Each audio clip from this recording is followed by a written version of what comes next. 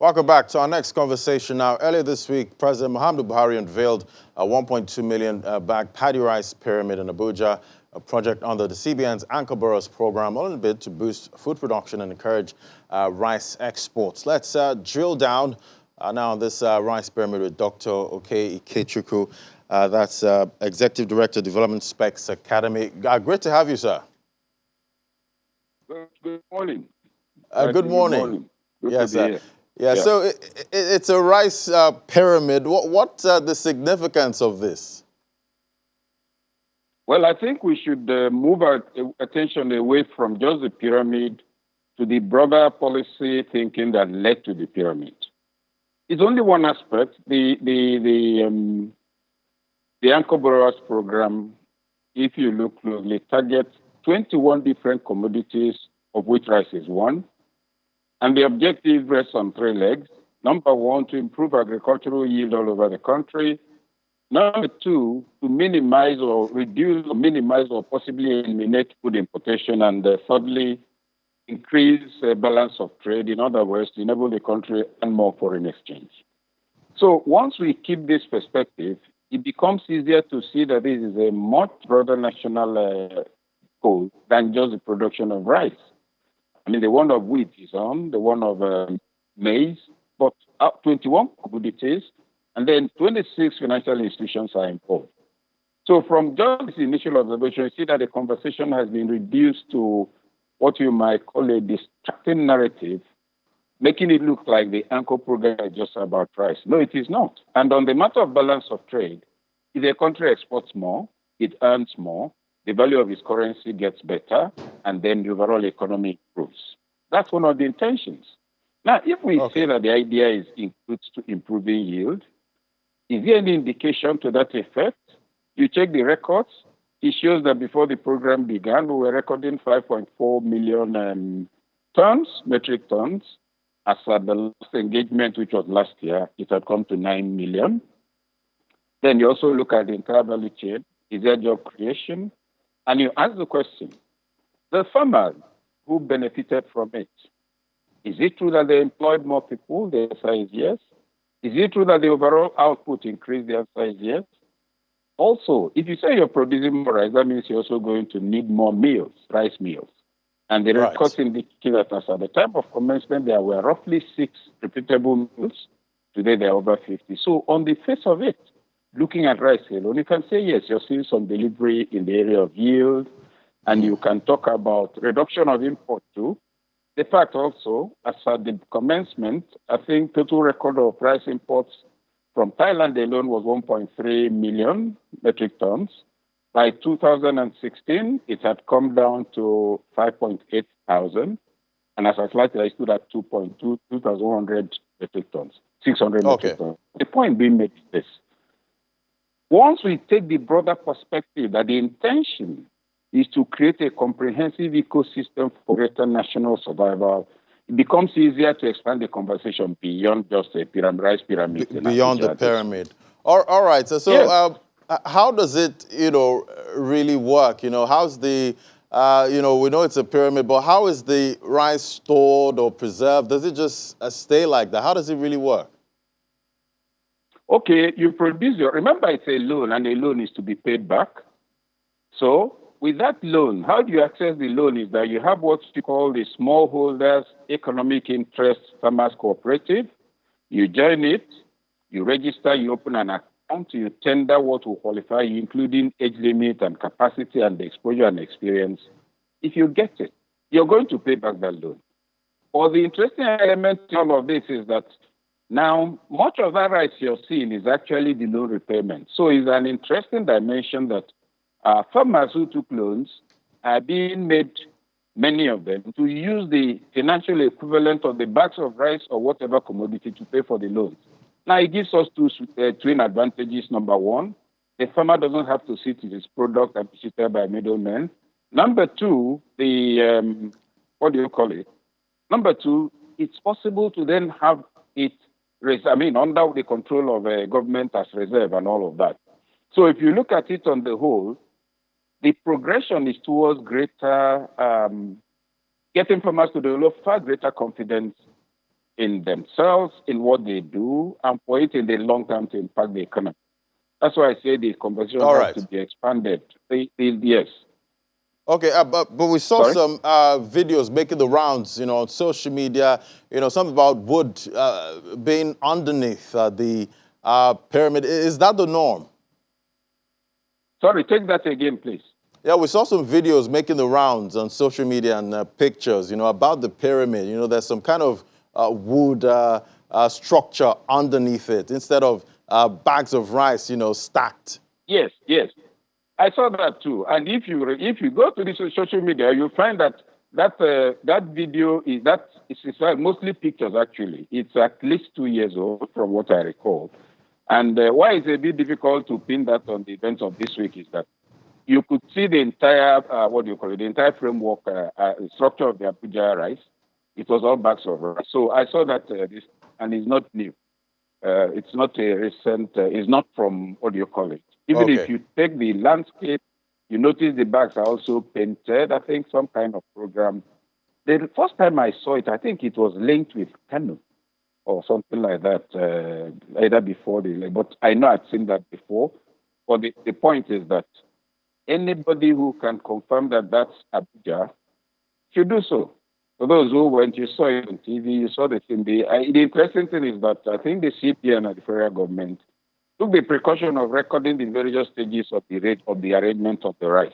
Okay. So that that picture that came out subsequently, and of course, in an environment where anybody can Photoshop anything and put up, it becomes an issue. But you see, Okay. all of this doesn't remove the fact that we still have challenges as a nation. Doesn't remove the fact that what the CBN has been saying has not been fully addressed, namely that it is productivity that will give us a viable economy, a stable nation, and all of that. And it's All not right. just productivity, but also security. Because if you produce and you don't have access to harvest, it becomes an issue. Now, with this holistic perspective, it becomes possible for us to actually celebrate or at least talk positively about, if you like, instrumental gains. But if anybody is expecting that a single intervention will be the do all and end all for the country, that would be a mistake. If anybody thinks that the anchor program is about rice and just rice, that would be a mistake. And I'm sure for some people that are hearing for the first time that 21 commodities are covered across the 36 states and Abuja, and that 23 financial institutions are involved. Okay. Until these facts are out, people will think it's just you go to CBN and collect money. All But right. more than So, anything else, we stand in a time of crisis where we need broad-based initiatives for sustainable development, all right. particularly economic. Talking about challenges, that still persist. We see that the price of rice, in the market is still, quite high. When do you think we can expect to see, a reduction, with all of these interventions? Whatever I say will be purely speculative and hypothetical, but if we are saying that the rice has been harvested and we can see it, it means that it must move from the location to the market. So if anybody is expecting that within 10 minutes of seeing the rice at the event, you will have rice or at your doorstep, that would be a wrong assumption.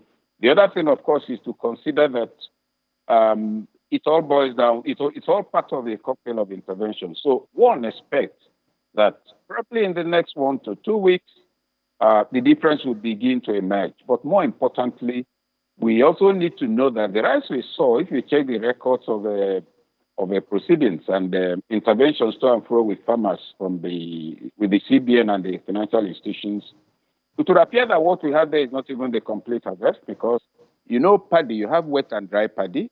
I did a bit of geography, if you like. Right. China does, Indonesia does mostly wet paddy, but also dry. So the record we have shows the display we got showed the harvest for wet and dry season harvest, paddy harvest for 2020 and wet season harvest for 2021, which means that the one for 2022 was not part of the display. But back to your substantive question, yes, the price of rice is still high. And it is expected that this will begin to impact, All the right. development will begin to impact both the availability of rice and the price, so that Okay. affordability becomes part of what will be celebrated in addition to availability. Okay. Well, there's still headwinds, with inflation and other things. How will the CBN, support, rice consumption with inflation and relatively weak purchasing earnings? Yeah. Well, certainly the inflation cuts across board. If in addition to inflation prices are very high, everybody will be flattened out. Now, if there's inflation and you're buying rice, like you said, at 30,000 and supply improves, the simple logic of supply and demand is that prices will begin to come down. People will always eat. That's one sure thing. And each time we say, how will the CBN do this? How will CBN? Supposing CBN succeeds in funding, because on this, they help practically 4.5 billion farmers. And then how many hectares? 5 million hectares were cultivated, which would not have been cultivated before then, not up to that amount of space.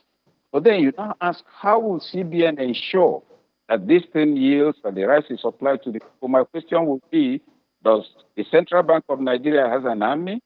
Is it the business of the CBN or any financial institution to guard farms? So we disaggregate responsibilities and know where to acknowledge that people have done something. It's like the kind of argument you hear about INEC. Oh, they rigged the elections, you're holding INEC responsible. Is INEC police or army or DSS?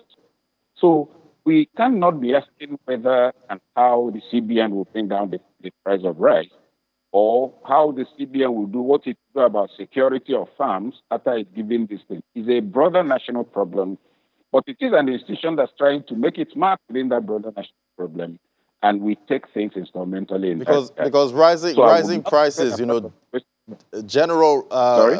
general rise in prices is also a big issue, and the regulator has a role to play with that. Yes, general rise in prices, yes, but you see, once supply is low, people will go behind the regulator to do what they like. Once productivity is low, people will go behind the regulator to do what they like about the foreign exchange. Because if you don't sell, look, let's create a scenario. A lot of what you eat is not what you produce in your house, and a lot of what you produce doesn't go out. So first, you're not earning enough. Second, what you're eating is coming from elsewhere. So you'll be spending what you have or you'll be borrowing. Either way, you're in trouble. Now, that's part of our crisis. Now, the only way you can now improve your welfare and that's your house is to improve what you produce. Then people will buy things from you. Hey, you'll have money as you're selling. So if you buy 10 things outside and you sold 7 things, you have a deficit of 3. You may get to 10, and you may even move to 13 against them coming from outside. Now, balance of trade and crisis of a deficit in the ratio between our import and export is a problem. And is a matter that cuts across, that is a lot of factors contribute to. Issues of security, issues of policy. Institutions should be properly disaggregated and their responsibilities defined so that they don't blame that doesn't belong to them doesn't get transferred to them. All So right. certainly prices are up, inflation is high, job creation is an issue. But again, you look at the Ankoboras program, has it created jobs? Yes. If you have 6 meals, rice meals, and it's gone to over 40 today, is it not true that a lot more people are working at least within those areas? If some farmers have been able to expand their farms, does it not necessarily follow? Does it not follow automatically that they must have employed at least one extra person? But All then right. when you say that there's still a lot of unemployment, I'll agree with you. But I'll then point out that there is some employment in respect of ABCD activities.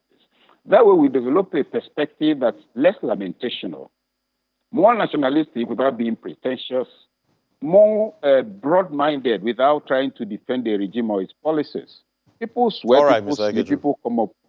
The overall environment tends to make even the best look slightly incompetent.